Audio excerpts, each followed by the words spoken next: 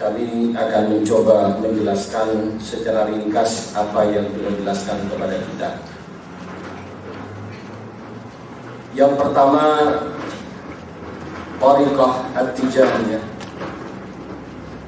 Sebagaimana kita bicarakan pada akhir-akhir ini, bersumber dari Al-Quran dan As-Sunnah Rasulullah SAW, di mana dalam salah satu hadisnya Rasul Sallallahu Alaihi Wasallam ditanya tentang al-Islam, al-Iman, dan al-Ihsan. Dalam al-Islam, yang mana al-Islam ini membahas aturan zahir yang disebut syariat dalam agama kita. Yang dari aturan zahir ini lahirlah para ulama fiqih yang selanjutnya dikenal dengan madhab. Di mana madhab ini sangat banyak, cuma yang terkenal di seluruh dunia adalah madhab yang 4. Kemudian para hadirin, dalam Islam juga ada aturan batinnya, yaitu al-iman. Di mana al-iman ini mengatur bagaimana caranya kita meyakini Allah Subhanahu wa Ta'ala, meyakini Rasulullah Sallallahu Alaihi Wasallam, meyakini kitab-kitab Allah dan para malaikat, dan selanjutnya ini selanjutnya diatur dalam satu ilmu yang namanya akidah. Dan akidah yang kita anut adalah akidah Ahlus Sunnah wal Jamaah.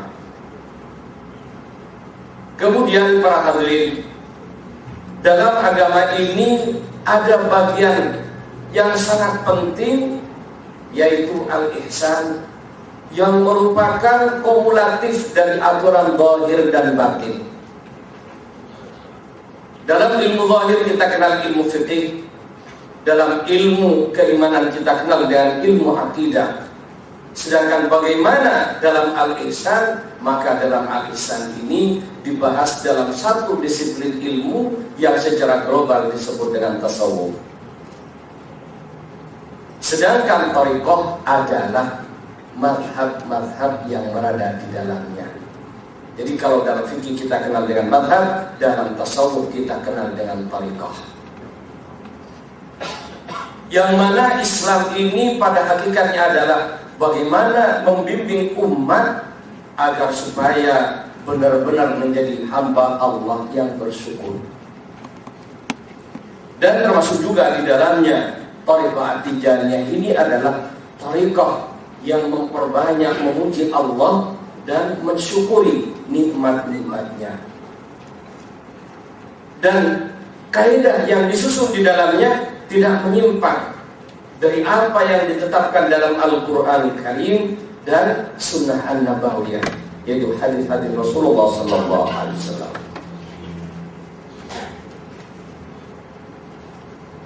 Kemudian yang kedua, siapakah muassis Thariqah At-Tijaniyah?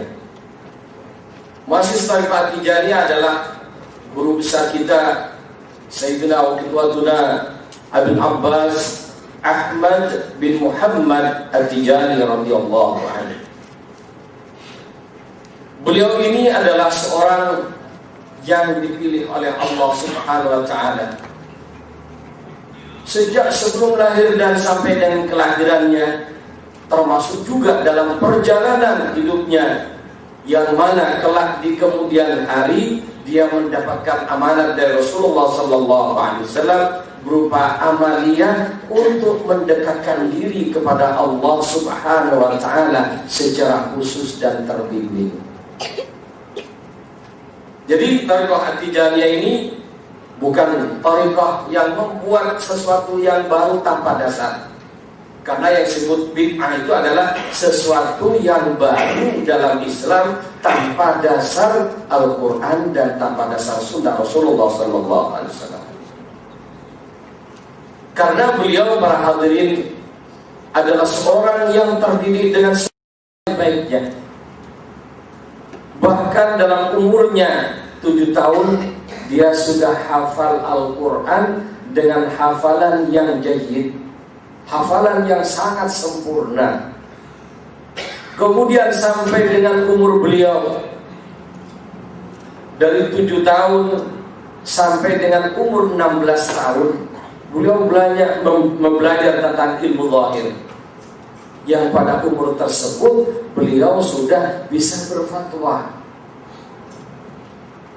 dan fatwanya sudah bisa dijadikan landasan hukum untuk sebuah perbuatan. Karena apa? Fatwa beliau ini sesuai dengan Al-Quran dan As-Sunnah Rasulullah SAW. Jadi kealiman beliau dalam ilmu zahir bukan baru setelah umur lanjut, tapi sejak umur masih anak-anak, masih remaja, beliau sudah sebagai orang yang mampu untuk memberikan fatwa dalam segala lini keilmuan dalam Islam. Sampai umur beliau di umur 20 tahun, maka beliau mempelajari ilmu tasawuf dan banyak bertemu dengan para ulama, sehingga umur beliau mencapai 40 tahun. Dan pada umur 46 tahun beliau mendapatkan